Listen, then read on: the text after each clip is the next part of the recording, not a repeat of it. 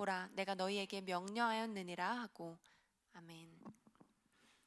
몇 년 전 기도원에 은혜 받으러 오셨던 한 분이 계셨습니다. 좀 젊은 분이신데 제가 이제 그분을 기도해드리고 또 여러 상담을 해드렸는데 이분이 어떤 큰 실수를 통해서 좀 안 좋은 일을 겪으셨어요. 근데 그 일 이후에 굉장한 이제 죄책감과 상실감 등이 크게 와가지고 그것이 약간 이제 트라우마로 이제 오신 그런 분이셨습니다. 근데 이제 그분이 이제 계속 기도하고 예배드리고 하는 가운데 계속 후회만 하시는 거예요. 그때 내가 이러지 않았더라면, 그때 내가 좀 더 예배를 드렸더라면, 그때 내가 좀 더 말씀 생활을 했더라면. 그래서 그분 위해 기도해드리고 하면서 좀 이렇게 하나님 주신 예언의 말씀을 나눠드렸습니다. 자매님, 하나님이 자매님을 너무 사랑하시고 지금 과거에 일어난 일보다는 앞으로 하나님께서 이루실 회복을 바라보시고 그 새로운 일을 행하시겠다라고 말씀하시니 새로운 일을 믿고 그 회복의 초청을 향해 나아가셔야 됩니다. 하나님 행하실 새해를 바라보셔야 합니다라고 그렇게 권면을 이제 드렸습니다. 그런데 이제 수년이 지난 뒤에 최근에 듣기로는 물론 예전보다 나아지긴 했지만 여전히 좀 제자리 걸음인 상태. 하나님께서 행하신 새 일이 아니라 과거의 실패의 자리에서 계속 머물러 있고 자책하고 있는 그런 안타까운 상황을 제가 보았습니다. 여러분, 우리는 완벽한 사람이 아니기에 인생을 하면서 누구든 실수를 하기 마련입니다. 그리고 그 실수로 인해서 큰 실패를 겪기도 하죠. 우리가 계속 보고 있는 이 여호수아 시리즈를 보게 되면 우리 지난주에 어떤 일이 있었죠? 아이성을 공격을 했습니다만 그들이 처음으로 굉장한 실패를 겪게 되었습니다. 하지만 실패를 겪은 게 문제가 아니라 패배를 한 것이 문제가 아니라 문제는 이제 그 뒤에 나의 반응입니다. 내가 그 실패 자리에서 머무르면서 자책하고 있는가? 아니면 그 다음 준비 태세를 해서 다음 단계로 나아가는가? 그것이 굉장히 중요하다라는 것이죠. 여러분, 하나님께서는 이스라엘이 그런 실패의 자리에 남아있기를 원하지 않으셨다라는 것입니다. 하나님은 그런 이스라엘, 실패 가운데 주저앉아 있는 이스라엘을 회복으로 초청하셨다라는 겁니다. 우리의 삶에서도 마찬가지입니다. 인생을 살면서 겪게 될 혹은 겪었었던 여러 실패와 패배 가운데에 주님은 그 자리에 남아있기를 바라시지 않고 우리를 새로운 회복으로 초청하고 계시다라는 것이죠. 실패 자리에 남아있지 말고 다시 주님께 나아가야 합니다. 그리고 우리를 실패 자리가 아니라 하나님께서는 성공과 승리의 자리로 반드시 이끌어 주시겠다라고 약속하십니다. 오늘은 우리 지난주 아간의 범죄로 인해서 패배한 아이성 전투 그 이후의 두 번째 이야기입니다. 그렇다면 패배를 겪었었던 그들이 실패를 딛고 어떻게 승리를 향해 나올 수 있었는지, 우리 지난주도 이 패배의 이유와 승리의 조건들을 함께 나눴지만 조금 더 이제 그 두 번째 이제 아이성 두 번째 전투를 통해서 하나님께서 주셨었던 승리에 대한 어떤 그런 약속들을 함께 좀 나누고자 합니다. 자, 먼저 이 실패 자리에 머물러 있는 것이 아니라 하나님이 그들에게 말씀하셨던 것, 실패 자리에 머물러 있지 말고 그들을 향해 최선을 다하라라고 말씀하셨다라는 것이죠. 우리 삶에서도 항상 최선을 다하는 태도가 있어야 합니다. 오늘 본문 말씀 1절 한번 같이 한번 읽어보겠습니다. 시작. 여호와께서 여호수아에게 이르시되 두려워하지 말라, 놀라지 말라. 군사를 다 거느리고 일어나 아이로 올라가라. 보라, 내가 아이 왕과 그의 백성과 그의 성읍과 그의 땅을 다 내게 넘겨주었으니. 야간이 지은 죄의 문제를 해결하고 회개한 이스라엘과 여호수아에게 하나님께서 이렇게 말씀하셨다라는 거예요. 여기서 포인트가 무엇이냐? 군사를 다 거느리고 일어나 아이로 올라가라는 겁니다. 여러분, 지난주에 나눈 말씀 기억하십니까? 여호수아가 처음에 아이성을 정탐할 사람들을 보냅니다. 정탐꾼이 돌아와가지고 우리 한 이 정도만 보내면 될 것 같습니다. 몇 명이었죠 그 인원이? 예, 맞습니다. 2-3천 명이죠. 7장 3절에 보게 되면 2-3천 명만 올라가면 충분히 될 것 같습니다라고 정탐꾼들이 그렇게 보고를 한 거예요. 이 사람들이 판단할 때 우리 2-3천 명의 군사로 충분히 승리를 할 수 있습니다라고 보고를 했다라는 것이죠. 하지만 오늘 본문에서 하나님께서 말씀하실 때 뭐라고 말씀하셨다? 모든 군사를 다 데리고 가라라고 말씀을 하셨다라는 거예요. 여러분, 이렇듯 주님께서는 늘 우리에게 매사에 최선을 다할 것을 말씀하신다라는 것이죠. 얕잡아 보고 대충 하고 뭐 이 정도면 되겠지가 아니라 정말 작은 일에서부터 큰 일까지 우리는 항상 최선을 다해야 합니다. 여러분은 삶의 모든 영역에 최선을 다하고 계십니까? 여러분의 직장에서, 또 우리 학생들은 학업에서, 또 여러분의 신앙생활에서 또 여러분이 맡으신 일들 가운데에 있어서 최선을 다하고 계십니까? 신앙생활에서도 마찬가지입니다. 이 정도면 되겠지가 아니라 우리는 항상 내가 할 수 있는 최선을 다해야 된다는 것이죠. 주일에 예배 나오는 것에서 만족하지 마시고 주중의 삶 가운데 우리가 주님과 동행하며 말씀 읽는 삶, 기도하는 삶, 또 주중에 예배의 자리, 주중에 있는 우리의 모임의 자리, 여러 가지 교회에서 하고 있는 양육과 여러 가지 그런 프로그램에 여러분 최선을 다하여 참여하셔야 합니다. 그럴 때 승리의 기적이 나타난다는 것이죠. 대충 신앙생활에서는 더더군다나 이 마지막 때에 우리는 살아남기 어려울 것입니다. 환란이 우리에게 다가왔을 때 최선을 다하는 이런 준비 태세가 우리가 없을 때 우리는 실패할 수밖에 없습니다. 그래서 우리 군인들은 뭡니까? 늘 이 전투 준비 태세를 하기 위해 정기적인 훈련도 하고 여러 준비를 합니다. 그래야 실전 상황에서 싸울 수 있기 때문이죠. 지금 최선을 다하지 않고서 그때 가서 최선을 다한다? 있을 수가 없는 일이라는 겁니다. 여러분, 많은 사람들이 되게 인생에 큰일이 벌어졌을 때는 기도를 열심히 하고 하나님을 최선을 다해서 의지하곤 합니다만 작은 일처럼 보이는 일에 있어서는 그렇게 하지 않으려는 무모한 이런 태도가 있다라는 거예요. 마치 아이성을 향해서 2-3천 명의 군사를 보냈었던 이 이스라엘 백성들처럼요. 그러나 하나님은 크고 작은 모든 것에 우리와 함께 하신다라는 것을 여러분들이 기억하시길 바랍니다. 여러분, 아이성이 과연 여리고만큼 큰 성이었어도 그들이 그렇게 하나님 앞에 묻지도 않고 대충 몇 명 보냈을까요? 그러지 않았을 것입니다. 이런 것처럼 매사에 우리는 하나님의 선택된 백성으로서 최선을 다하는 태도가 있을 때 하나님께서는 그런 우리의 마음을 보시고 함께해 주신다는 것을 우리가 기억하길 원합니다. 그래서 우리는 실패의 자리에 있을 때 최선을 다하기에 힘써하고요. 그리고 우리 실패의 자리에 있을 때 주님께서는 우리에게 어떻게 하기를 요구하시냐? 자, 하나님께서 명령하신 그대로 하기를 우리에게 요구하고 계십니다. 오늘 이 본문 8절 말씀 한번 함께 읽겠습니다. 시작. 너희가 그 성읍을 취하거든 그것을 불살라 여호와의 말씀대로 행하라. 보라, 내가 너희에게 명령하였느니라 하고. 여러분, 결론부터 말씀드리자면 이번 전쟁, 이 아이성 두 번째 전투는요, 지난번과는 다르게 너무나도 당연하게 완승을 거두게 됩니다. 승리를 하면서 아이성에 있었던 사람 수에 대해서 25절 말씀에 보면은 언급을 하고 있는데요. 거기에 있었던 아이성 안에 있었던 사람들이 남녀 합해서 12,000명이었다라고 기록하고 있습니다. 뭐 100번 양보해서 보통 남자의 수가 더 많았을 것으로 추측은 됩니다만 그건 알 수가 없으니까 그냥 5대5라고 사실 생각을 해도 뭡니까?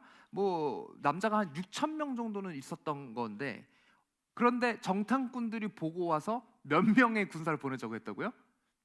2-3천, 그 성에 12,000명 있는데 남자 최소 어림잡아 6,000명 있는데 2-3,000명 보내가지고 어떻게 이기냐고요. 게다가 이 원래 공성법의 이 전쟁법을 보게 되면 공격하는 인원이 더 많아야 할까요? 수비하는 인원이 더 많아야 될까요? 수비보다 공격하는 인원이 많아야 수비를 무너뜨릴 수 있죠. 지금 성 안에는 12,000명이 있는데 2-3,000명으로 어떻게 성을 공격해서 무너뜨리겠다라는 거예요. 그러니까 이 12,000명보다 최소 훨씬 많은 인원이 가야 이 성을 이길 수 있다라는 것이죠. 성은 성 안에서 수비만 하면 되기 때문에 공격하는 사람들이 굉장히 어려움을 겪게 돼 있다라는 것입니다. 그런데 사람의 눈으로 보고 판단했었던 숫자는 2-3,000명이었다라는 것이죠. 여러분, 우리가 뭘 할 수 있냐? 사람의 판단이 이만큼 완전하지 않다라는 거예요. 이 사람이 질산각으로 정탐꾼이 2-3,000명 보내도 될까라고 생각했을까요?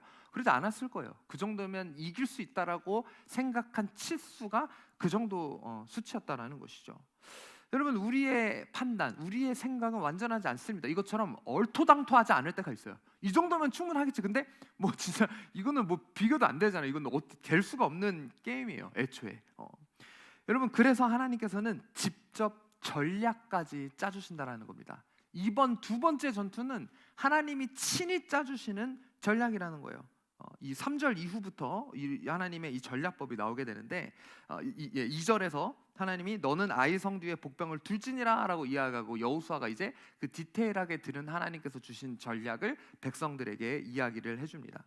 이 내용을 이제 사실 간추려서 이제 좀 제가 설명을 해드리자면, 이 매복 작전에 투입된 처음에 이제 오늘 본문 말씀 보면 3절에 여호수아가 일어나서 3만 명의 군사를 뽑아 밤에 보내게 됩니다. 그래서 너네들은 이제 성 그 뒤쪽으로 이제 돌아가가지고 이 저쪽에 이 베델 성읍과 그 사이의 공간에서 너네가 거기에 이제 머물러 있어야 된다라고 이렇게 1차적으로 그 인원들을 보내게 되고요. 그 다음에 성 서쪽으로 해가지고 이 매복할 소수의 또 5천 명의 군사들을 보내게 됩니다. 여호수아는 이 5천 명의 군사를 이끌고 성 서쪽에 위치하고 있다가 다시 이제 낮에 돼서 이제 좀 새벽쯤에 이르러서 성 앞쪽으로 소수의 인원들 대략 한 3천 명의 정도, 첫 번째 전투에서 3천 명 정도가 이 전투하러 갔다가 패배해가지고 도망가뒀었던 것처럼 비슷한 인원을 꾸려서 아이성을 공격하러 중앙으로 들어가게 됩니다. 그러니까 총 세 진영이었다라는 것이죠. 이 그림에 보게 되면 여기에 1차 매복 부대 3만 명, 그 다음에 2차 매복 부대 5천 명, 그 다음에 여호수아의 본진 유인 부대가 이렇게 있게 되죠. 그러니까 여기에 이제 1차 전쟁 때처럼 여호수아가 이제 자 우리 싸우러 갑시다라고 이제 명령을 이제 내립니다. 명령을 내리면 이제 이 사람들이 이렇게 쭉 가다가 여호수아는 여기에 머물러 있고 이 군인들이 가다가 어떻습니까? 이제 아이성 사람들 입장에서 요거를 보고 얘네가 지난번처럼 우리를 공격하러 오는구나라고 생각을 하고 뛰쳐나옵니다. 근데 어느 정도로 뛰쳐나오냐? 첫 번째 쟤네가 패배하고도 정신을 못 차리네. 이제는 진짜 본때를 보여야겠다라고 이야기해서 정말 남녀 가리지 않고 모든 인원이 성에서 다 나오게 돼요. 다 나와서 이제 이 사람들을 쫓아가게 됐다라는 것이죠. 그런데 이제 그때 여호수아가 이 사람들이 쫓아 나오는 것을 보고 정확한 타이밍에 이 창으로 표시를 하게 됩니다. 그때 어떻게 되냐면 2차 매복하고 있었던 이 사람들이 성 안으로 진입을 하게 되죠. 쉽게 얘기해서 이제 저는 옛날에 이제 스타크래프트라는 게임을 했었던 세대거든요. 그거 보면 빈집털이 전법이라는 게 있어요. 이제 소수의 병력을 보내서 공격을 시킨 다음에 얘네가 다 딸려 나오면 이제 거기 그 진에 병력을 보내는 빈집털이 전법을 통해서 얘네가 이제 이 성 안으로 들어가게 된 거죠. 얘네는 다 딸려 나와 있는 이런 상황 가운데 여기서 불을 지르고 막 난리를 치는 거예요. 그럼 이 사람들은 여호수아가 막 도망을 가는 척 하다가 이 아이성 사람들이 쫓아나오다가 불 난 걸 보고 난리가 났잖아요. 그럼 다시 이 사람들이 뒤돌아서 도망을 가다가 뒤돌아서 이 성 사람들을 추격하게 되고 얘네는 여기서 불을 지른 뒤에 이렇게 나오게 되고 여기에 매복하고 있었던 1차 부대는 이렇게 오게 되고 이 여호수아의 사인에 맞춰서 세 진영이 아이성 사람들을 중앙에 두고 완전 정말 샌드위치로 포위하게 되는 이런 전법. 이것이 사람이 생각한 전법이 아니라 하나님께서 친히 짜주신 완벽한 전법이었다라는 것이죠. 근데 저는 이 부분을 읽을 때 한 가지 생각난 영화가 있어요. 바로 한산이라는 영화입니다. 우리 이게 사실 영화지만 실화를 바탕으로 만든 영화죠. 이순신 장군이 했었던 이 하객진 전법을 사용했었던 한산대첩을 기른 그 한산대첩을 영화화한 그런 내용인데요. 하객진이 뭐냐? 학이 날개를 펼치듯이 이렇게 포위하는 어떤 그런 전법입니다. 그래서 일본군이 올 때 이 사람들 배가 그냥 이렇게 가만히 있다가 끌려 나올 때에 적당한 위치까지 끌려 나오는 그 정확한 타이밍까지 이순신이 기다리게 됩니다. 그 내부에서는 이런저런 말들이 있어요. 장군 이제 공격하셔야 됩니다. 언제까지 그 기다리실 겁니다. 빨리 공격 명령을 내려주십시오. 그래서 어떤 배에 있었던 사람들은 그냥 이순신 믿을 거 없다. 우리 그냥 공격해버리자 막 이러는 뭐 배도 있고 막 난리가 난 거예요. 왜? 일본군이 빨리 이렇게 오기 전에 이 사람들은 전법을 펼쳐야 되는데 펼치지 않고 계속 기다렸다라는 것이죠. 왜 기다렸냐? 아까 말씀드렸듯이 이 하객진 전법도 아까 그 샌드위치 전법처럼 정확한 타이밍이 필요하기 때문이에요. 충분히 일본군이 다 딸려 나와서 그때 하객진 전법으로 날개를 펼쳐듯이 딱 에워싸고 그리고 중앙에 일본군이 들어오게 될 때 뒤에서 이제 뭐가 등장하는지 아십니까? 거북선이 등장하게 돼요. 뒤에서는 거북선이 밀고 들어오지 여기서는 이 하객진 전법으로 포위하고 있지 중앙에 몰린 일본 군들이 대패하게 됐었던 이 한산대첩 사건이었다는 것이죠. 여기서도 계속 이 주인공이 영화에서도 그걸 표현해요. 이 기다려라. 아직 아니다. 장군 언제 펼칩니까? 기다려라. 무엇이 중요하기 때문에 정확한 타이밍이 아니면 이 전법은 실패할 수밖에 없어요. 그래서 그 정확한 타이밍을 보고 이순신이 그 타이밍에 이 전법을 성공시켰다라는 것이죠. 여러분 이런 것처럼 아까 이 아이성 두 번째 전투에서도 중요한 것이 무엇이다? 정확한 타이밍. 정확한 타이밍이 돼야 아이성 사람들이 다 끌려 나오고 둘러쌀 수 있었다라는 것이죠. 근데 그 타이밍을 여호수아 스스로 판단한 것이 아니에요. 그 타이밍을 누가 알려주셨다? 하나님께서 알려주셨다라는 거예요. 하나님이 여호수아에게 말씀하신 그 시점에 여호수아가 표시를 하였고, 그 정확한 타이밍에 이 사람들이, 이 이스라엘 백성들이 아이성 사람들을 포위하게 되어 승리를 하게 되었다라는 것입니다. 여러분, 이것처럼 하나님이 우리와 함께 하시고 이끄실 때 이렇게 구체적으로 이끄신다라는 거예요. 구체적인 타이밍, 구체적인 전법, 어떻게 우리가 나아가야 할지 내가 내 스스로 계획해서 우리 인생의 로드맵을 짜잖아요. 내가 몇 살에는 이렇게 하고, 몇 살에는 또 이렇게 결혼을 하고, 몇 살에는 이 직장에 이렇게 하고, 몇 살에는 아파트를 어디를 살 것이며, 막 이런 인생의 로드맵을 우리가 이렇게 막 짜곤 하는데, 여러분, 그것이 아니라 하나님이 짜주시는 대로 우리는 이끌려가야 된다는 거예요. 내가 내 방식, 내 뜻대로, 내 생각, 이렇게 하면 좋겠지, 이렇게 하면 잘 되겠지가 아니라 하나님이 말씀하실 때, 하나님이 말씀하시는 타이밍에 하나님이 말씀하시는 방법대로 나아가야 우리가 성공할 수 있다라는 것이죠. 여러분, 내 힘으로 판단하려고 했었던 과거의 실패는 이제 뒤로 하시고 하나님의 함께 하심을 기대하십시오. 그리고 하나님께 듣고 내 판단이 아니라 하나님의 인도하심을 따라가십시오. 그럴 때 우리의 삶은 승리하게 될 것입니다. 여러분, 이스라엘에게 하신 것처럼 디테일하게 하나님 또 완전하게 계획을 세워서 우리의 삶을 이끌어 주신다는 거예요. 그러므로 우리가 기억해야 될 것이 무엇이다? 바로 나의 계획이 아니라 하나님의 계획을 늘 따라가야 한다는 것이죠. 우리 잠언 16장 9절 말씀 한번 같이 읽어보겠습니다. 시작. 사람이 마음으로 자기의 길을 계획할지라도 그의 걸음을 인도하시는 이는 여호와시니라. 여러분, 우리가 우리의 마음으로 우리의 길을 계획하는 그 계획은 실패할 계획일 뿐입니다. 우리의 삶은 우리의 계획대로, 내가 원하는 방향대로 나아가는 것이 아니라 하나님의 계획, 하나님이 이끄시는 그 걸음대로 나아가야 한다는 것이죠. 이것이 내가 생각한 계획하고 일치될 때는 따르기가 쉬워요. 하지만 내가 세웠었던 계획과 하나님의 계획이 다를 때 여기서 사람들이 많이 갈등합니다. 그러나 여러분, 갈등하지 마십시오. 내 계획과 하나님의 계획 중 누구의 계획이 더 완전한 계획일까요? 하나님의 계획이기 때문입니다. 그러므로 여러분, 우리의 모든 계획을 내려놓고 하나님의 그 계획대로, 하나님이 이끄시는 대로 이끌려 가십시오. 그리고 하나님께서 명령하신 그대로 우리가 순종하며 따를 때 하나님 우리에게 놀라운 축복을 허락해 주십니다. 여러분, 1차적으로는 이 전쟁을 앞둔 이스라엘에게 전략을 직접, 이런 완벽한 전략을 짜주시는 것 자체가 엄청난 축복이에요. 그런데 그것 말고 또 다른 축복이 있어요. 바로 전리품을 주시는 건데요. 오늘 8장 2절 말씀도 여러분 한번 읽어주십시오. 시작. 너는 여리고와 그 왕에게 행한 것 같이 아이와 그 왕에게 행하되 오직 거기서 탈취할 물건과 가죽은 스스로 가지라.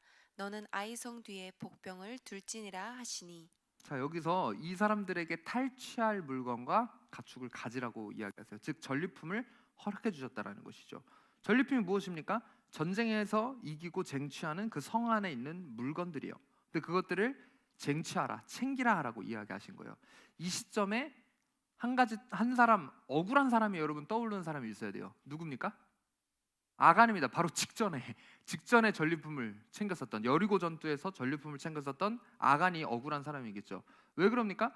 여러분, 전리품 하나님이 그때 챙기지 말라 그랬는데 요 정도는 되겠지라고 챙겨서 그게 본인을 포함해서 가족들까지 죽게 됐을 뿐 아니라 이스라엘이 패배하게 되는, 그리고 그 패배 때문에 두려움이 온 사람을 뒤엎게 되는 이런 결과를 낳지 않습니까? 여러분, 하나님이 전리품을 안 주시려고 했었던 게 아니라는 거예요. 그러니까 그때만 참았으면 하나님의 때에 분명히 전리품을 주실 거라는 거죠.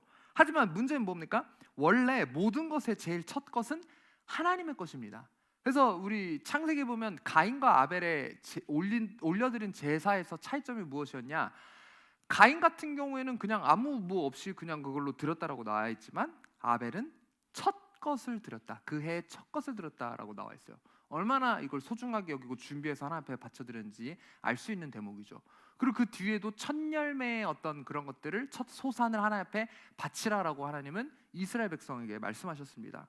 그래서 저도 그렇게 늘 배워왔고 훈련을 받았기 때문에 이제 알바를 했을 때도 첫 월급은, 내가 그 알바에서 첫 월급은 그냥 전체 전액을 하나님 앞에 내고, 또 이제 사역을 시작하고 나서도 그 달 받은 첫 사례비를 전액을 하나님 앞에 이제 바치고, 물론 여유가 있었던 것이 아니에요. 뭐 이렇게 월세도 내기가 힘들고 그런 때였었어도 전혀 제가 굴하지 않고 하나님 앞에 전체를 다 드렸습니다. 근데 그럴 때마다 하나님께서는 여러 경로를 통해서 공급해 주시고 저를 채우셨었던 그런 경험이 제 가운데 있습니다. 무엇 때문에? 제일 첫 것은 하나님의 것이다라는 그 생각이 저에게 있었기 때문이에요. 여러분, 여기서도 마찬가지입니다. 앞으로 이 이스라엘 백성들이 가나안 땅을 정복해 나갈 때 얻게 될 전리품이 여리고에서 한 번이랑 아이성에서 두 번뿐이었을까요? 아이성 이후에도 굉장히 많이 있을 거예요. 그러니까 앞으로 이들은 계속해서 끊임없이 전리품을 얻어야 합니다. 하지만 하나님께서 이들을 통해 기억하기를 원하셨던 것이 무엇이냐면, 첫 것, 너희들 이 여리고, 심지어 여리고 전투에서 이 사람들이 한 게 아무것도 없잖아요. 하나님이 전적으로 이끄셨어요. 그렇다면 거기서 얻게 된 그 모든 것은 거룩하게 구별하여 하나님 앞에 드려야 됐다라는 것이죠. 하지만 아간은 그렇게 하지 않았고 결국 그것으로 인해 굉장한 죄를 낳게 되었다라는 것입니다. 이제 아이성의 전투는 달라졌습니다. 여기서는 하나님께서는 이 두 번째 전투부터는 그 전리품을 그들에게 허락해 주셨다라는 거예요. 여러분, 이것처럼 기다리면 하나님이 때 다 알아서 해주십니다. 만약 아간이 첫 번째 전투 때, 그러니까 여리고 전투 때 그것을 참았더라면, 그 유혹을 기다렸다라면 어련히 하나님께서 주시는데, 늘 문제는 뭐냐면 내가 그르친다는 거, 내가 못 기다려서, 내가 못 참아서 하나님은 어련히 주시는데 나 혼자 조급하고 나 혼자 서둘고, 이런 태도가 우리를 실패하게 만든다는 거예요. 수년 전에 굉장히 유명했었던 한 책이 있습니다. 마시멜로 이야기라는 책이고, 이게 베스트셀러로 굉장히 많은 자기개발 어떤 이 도서 혹은 자녀 양육에 대한 어떤 내용, 뭐 여러 가지 내용이 포함되어 있는 책인데, 여기 이 책에서 이야기하고 있는 중심적인 내용이 뭐냐면 마시멜로 실험이에요. 이 실험이 뭐냐면 이렇게 아이들을 놓고 실험을 한 겁니다. 큰 마시멜로 덩어리를 이제 주고, 자, 내가 돌아올 때까지 한 30분 정도 이 마시멜로를 먹지 않고 기다리고 있으면 내가 너에게 마시멜로를 2개를 줄 거야, 3개를 줄 거야, 더 줄 거야. 그러니까 먹지 말고 기다려. 그리고 그 마시멜로, 이 책상에 마시멜로 그 뒤에는 여러 가지 장난감들이 있었어요. 그러면 이 아이들이 실험군에 어떻게 나눴냐? 어떤 아이는 그 말을 듣고 이렇게 보고 기다리면 뭐 더 준다고 하니까 좀 기다렸다 더 먹지 뭐. 뒤돌아서서 장난감을 가지고 놀고 있다가 정확한 때가 이제 되자 이제 어른이 들어와서 네가 잘 기다렸구나, 그리고 마시멜로를 여러 개를 줍니다.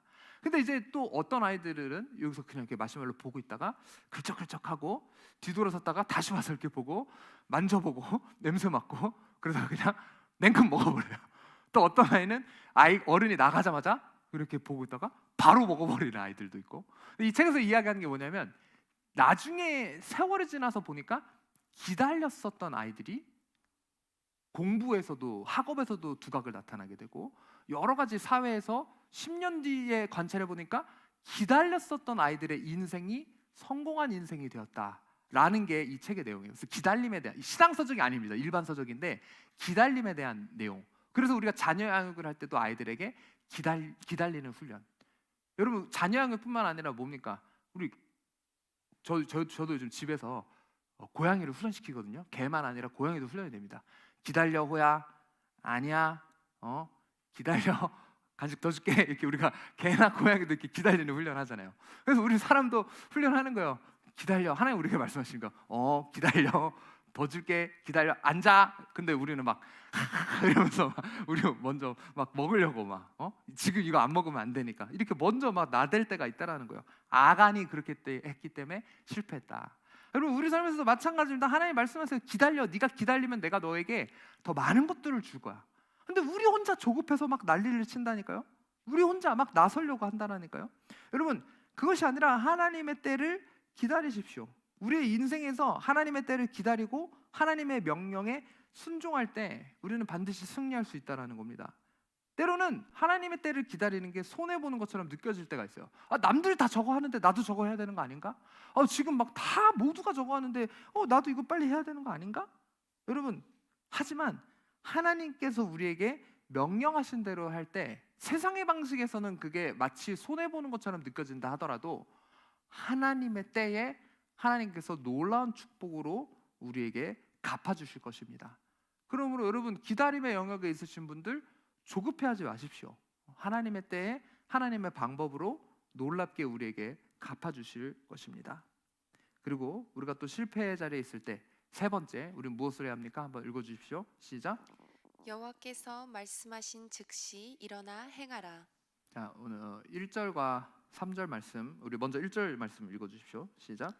여호와께서 여호수아에게 이르시되 두려워하지 말라 놀라지 말라 군사를 다 거느리고 일어나 아이로 올라가라. 보라, 내가 아이 왕과 그의 백성과 그의 성읍과 그의 땅을 다 내 손에 넘겨주었으니. 여기서 지금 뭐라고 이야기하고 있냐면 하나님께서 지금 모든 군사를 다 거느리고 일어나 올라가라라고 하나님이 말씀하셨습니다. 그럼 이 말을 들은 여호수아가 어떻게 했는지 보십시오. 3절에 보면 이에 여호수아가 일어나서 군사와 함께 아이로 올라가라 하여 하나님이 말씀하시자마자 즉시 일어나 행했다라는 것이죠. 여러분, 주님이 말하는 그 타이밍, 즉시 일어나 행하라 할 때 패배감에 주저앉아 있으면서 주님 아니에요, 저 나중에 할게요, 이 핑계 저 핑계를 댄다던가, 아니면 자기 혼자 착각해가지고 주님이 기다리려고 하셨으니까 이건 주님이 아니야, 마귀야 떠나가라. 주님은 야 아니라고, 지금 일어나야 된다니까. 하나님이 기다리려고 하셨으니까 마귀야 떠나가라. 여러분, 이런 타이밍을 놓치는 것이 아니라 하나님이 말씀하신 그 즉시 이 핑계 저 핑계, 혹은 실패감과 절망감에 두려워하면서 막 부들부들 떨고 있는 것이 아니라, 나중에 할게요 이것이 아니라 그 즉시 일어나 순종해야 합니다. 여러분, 만약에 여호수아가 지체하였더라면 그 패배감과 절망감으로부터 온 모든 두려움이 이스라엘을 집어삼켰을 거예요. 싸울 수 없는 전투불능 상태에 이르렀을 거예요. 여러분, 사실 지금 이 시점, 이 아이성 두 번째 전투에서 여호수아도 굉장히 두려웠던 거 아세요? 그러니까 실패가 없다가 처음 실패를 경험한 게 이스라엘만 두려웠던 것이 아니라 여호수아에게도 이것이 굉장한 두려움을 심어줬어요. 그래서 하나님이 이 8장을 시작하자마자 여호수아에게 뭐라고 말씀하십니까? 두려워하지 말라, 놀라지 말라. 마치 여호수아 1장의 모습과도 같죠. 1장에서도 이 새롭게 모세를 이을 후계자가 된 여호수아를 향해 하나님이 여러 번 거듭해서 말씀하시잖아요. 내가 내게 명한 것이 아니냐, 강하고 담대하라, 두려워 말라, 놀라지 말라, 내가 너와 함께하리라 라고 거듭 말씀해 주시는 것처럼 지금 이 시점에서도 여호수아가 두려움에 처했었어요. 또 패배하면 어떡하지? 이게 여호수아조차 그랬는데 다른 사람들은 어땠을까요? 그러니까 더 시간이 지체하게 되면 이 사람들은 싸울 수가 없는 지경에 이르게 될 거예요. 그래서 타이밍이 중요했습니다. 하나님께서 말씀하신 이 즉시 일어나야 됐어요. 그래서 하나님 여호수아에게 너 역시도 두려워하지 말고 놀라지 말아라. 네가 두려워하고 놀라면 이것이 퍼질 것이기 때문에 지금은 웅크렸을 때가 아니라 이제는 일어날 때이다. 이제는 일어나 전진해야 될 때다 라고 하나님은 여호수아에게 말씀하셨던 것입니다. 여러분, 작은 성이지만 전력을 가늠할 수 없었던 그 아이 성이 얼마나 이스라엘을 보기에 두려웠을까요?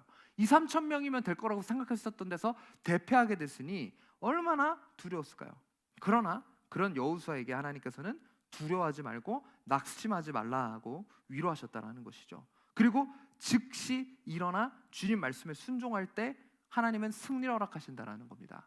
여러분, 오늘 우리가 읽었었던 이 9절 8장 1절 이 뒷부분에 보게 되면 다 뭐라고 말씀하시죠? 다 내 손에 넘겨줄 것이다? 뭐라고 써 있어요? 넘겨주었으니, 여기서도 히브리어 원어로 보게 되면 뭡니까? 완료형이 쓰여졌다는 거예요. 그러니까 이미 하나님이 줬다니까요. 끝났다니까요. 이미 줬는데 두려울 게 뭐가 있냐라는 거예요. 이미 주셨고 이미 허락하셨기 때문에 이제 그 타이밍이 허락됐기 때문에 이제 일어나 올라가기만 하면 된다는 겁니다. 여러분, 제가 이 사역을 하면서 여러 교회에서 이제 사역을 하면서 특별히 이제 학생부 청년 사역을 할 때 보니까 이제 큰 교회 있을 때는 리더들도 많고 사람들도 많아서 또 일도 많기 때문에 이런저런 일들을 부탁해야 할 때가 많이 있었어요.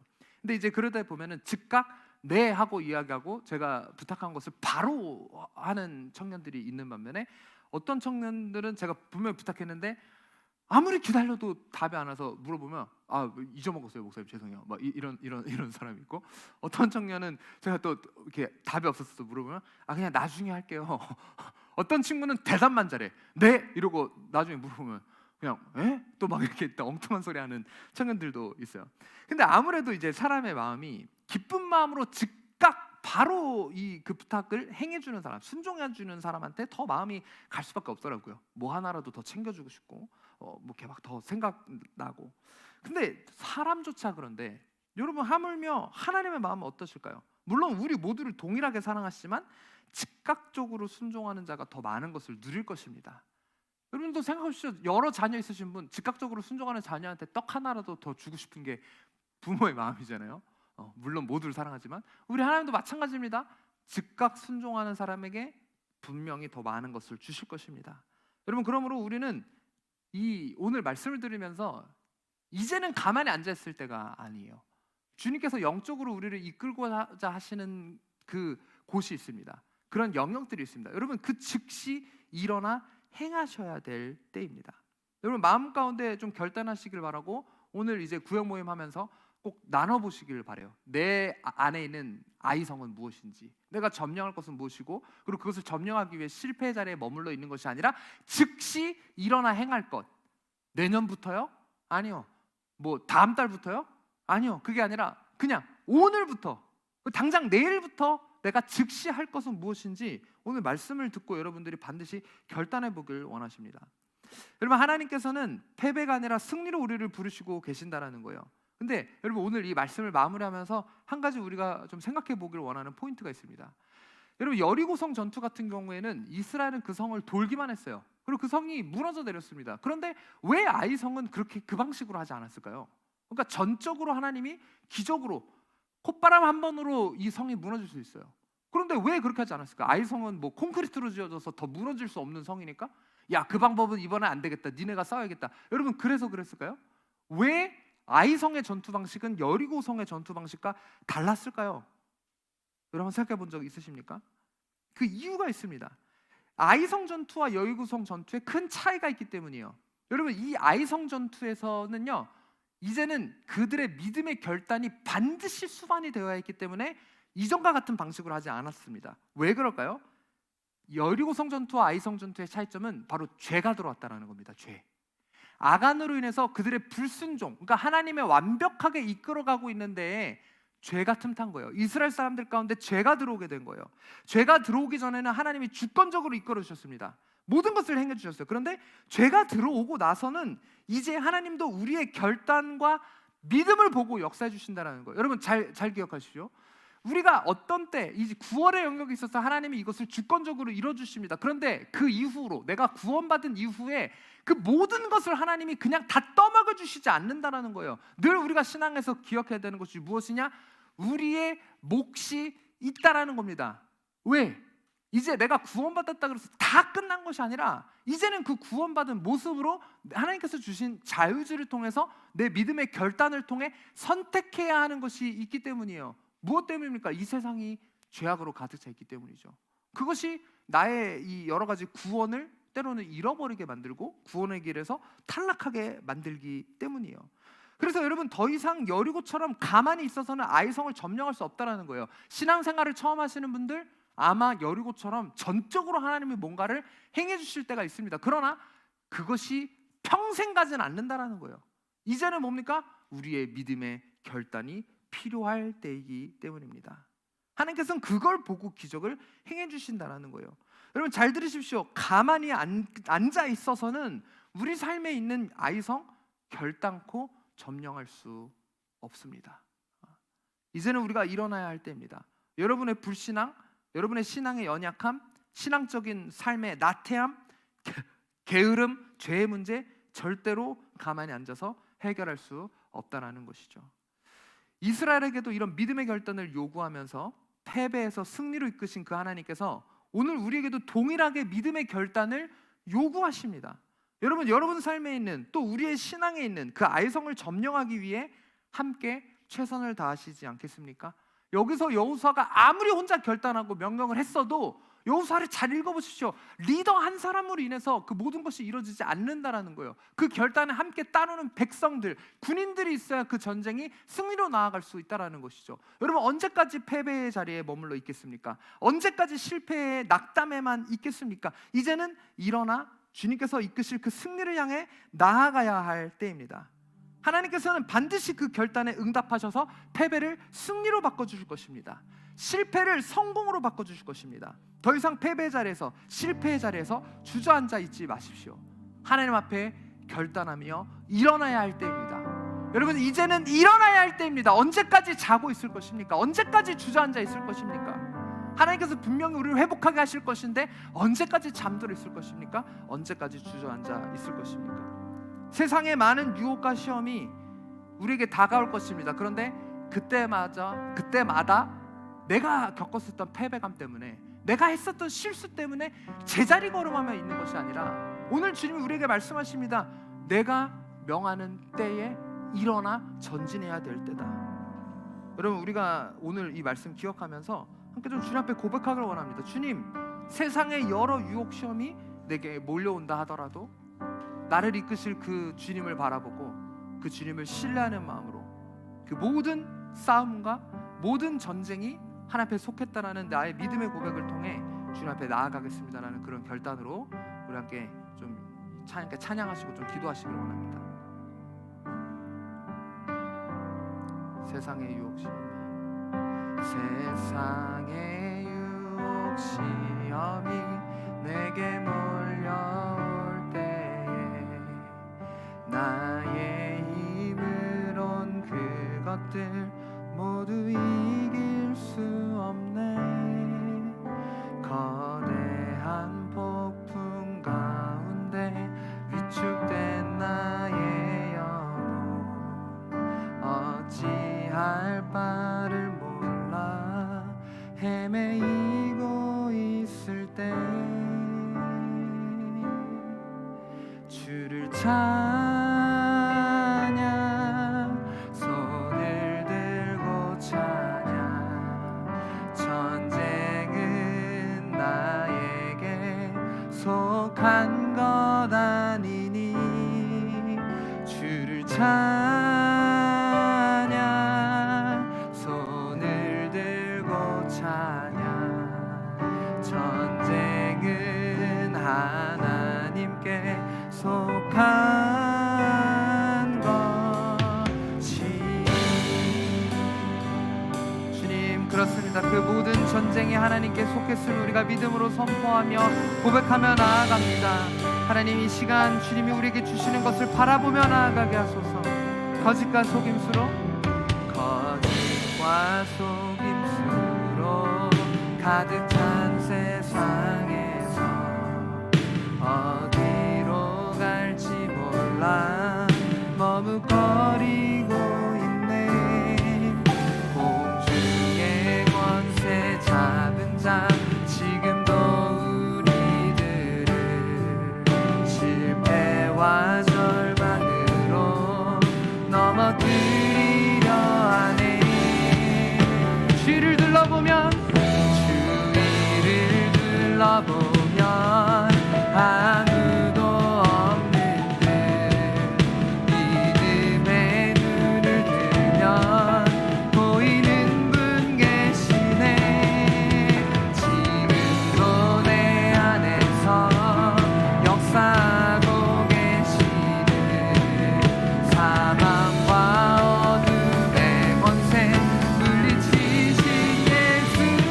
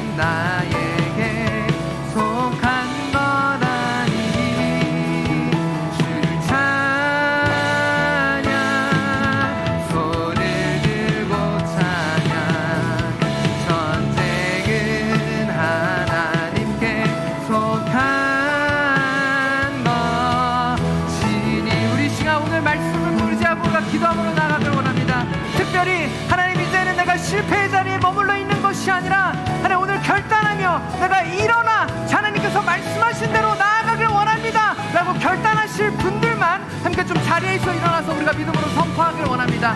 주님, 나의 두 손을 높이 들고 내 삶에서 내가 겪고 있는 모든 영적 싸움과 또 인생에서의 돌파해야 되는 모든 영역들을 내 방식이 아니라 하나님의 방식대로 하나님의 올려드리며 하나님께 모든 것을 수복하는 의미로 우리의 두 손을 높이 들고 고백하는 것은 하나님의 전쟁은 하나님께 속했음을 선포하며 이제 나의 믿음의 결단으로 일어나 나아가겠습니다라고 우리 다 같이 주여 한번 부르시고 결단함으로 기도함으로 나아갑니다. 주여, 주여. 하나님, 우리가 주님께서 이끄실 이 싸움을 승리를 향해 나아가게 하여 주시옵소서. 주여, 아버지, 시카라바리라바리 시라바리 실패 자리에 머물러 있는 것이 아니라 하나님의 의지가 일어나 승리를 선포합니다. 아버지, 더 이상 믿음의 연약함이 아니라 주여 굳건함으로 하여 주시옵소서. 나의 방식, 세상의 방식이 아니라 하나님이 이끄시는 대로 하나님의 방법대로 주여 승리를 향해 나가옵소서. 이제 일어날 때입니다. 일어나게 하소서. 전진하게 하소서. 승리하게 하소서. 주여, 리시카라와레라와리 시라와레라레레레레레. 아버지, 패배가 아니라 승리를 향해 주여 주님 이끄시고 이끄시는 대로 주여라가 하여 주시옵소서. 주여라와리 시카라와레레레 시라와레레레레레레. 아버지, 주님을 바라보게 하여 주시옵소서. 주여, 시카라와레라와리 시라와레레레레레레. 아버지, 모든 싸움이 주께 속했음을 누가 믿음으로 선포하노니 주의 뜻을 이루어 주시옵소서. 주여라와리 시카라와레라와리 시라와레레레레레. 아버지여, 주여 시카라와레라와리 시라와레레레레 시라와레레레. 주여 도와주시옵소서. 시라와레레레 시라와레레레 주여, 시카라와레레레레 시카라와레레레.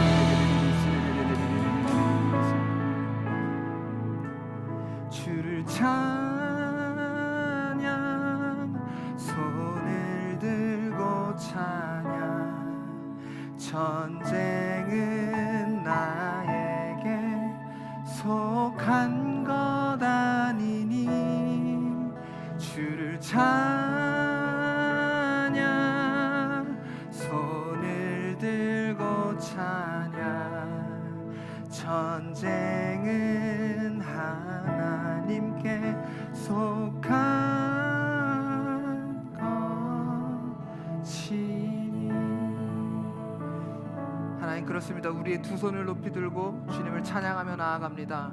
하나님, 전쟁은, 우리의 싸움은 하나님께 속했음을 믿음으로 고백하며 나아갑니다. 어쩌면 내가 실패하고 있는 것이, 승리를 경험하지 못하는 것이 아이성 첫 번째 전투처럼 내 마음대로, 내 방법대로, 내 방식대로, 세상의 방식대로 하진 않았는지 주님께 묻는 것이 아니라 나 혼자 착각하여 내 방식대로 하고 있진 않았는지 우리의 삶을 돌아봅니다. 그러나 하나님, 이 시간 이 아이성 두 번째 전투를 통하여 우리에게 완벽한 하나님의 전쟁법을, 우리에게 완벽한 하나님의 타이밍을 말씀해 주실 것을 우리가 믿음으로 선포하며 나아갑니다. 우리의 삶에서 우리 성도님들이 겪고 있는 그 싸움 가운데 하나님의 승리하게 하심이 있게 하여 주시옵소서. 하나님, 이제 이 마지막 때를 맞아 어웨이크닝 교회가 하고 있는 이 싸움 가운데 하나님의 방식대로 승리를 허락하여 주시옵소서. 하나님, 우리가 패배감에 주저앉아 있지 않겠습니다. 이제는 일어날 때입니다. 하나님, 우리 온 성도가 승리를 향해 일어나 달려나가게 하여 주시옵소서. 그 아이성을 점령하게 하여 주시옵소서. 우리의 삶 가운데 자리 잡고 있는 모든 아이성은 무너질지어다. 하나님, 여리고에서 만족하지 않겠습니다. 그보다 더한 아이성과 그 이후의 모든 전쟁에서 승리하게 하실 그 하나님을 바라보며 나아갑니다. 이 모든 말씀 예수 그리스도의 이름으로 기도드렸습니다.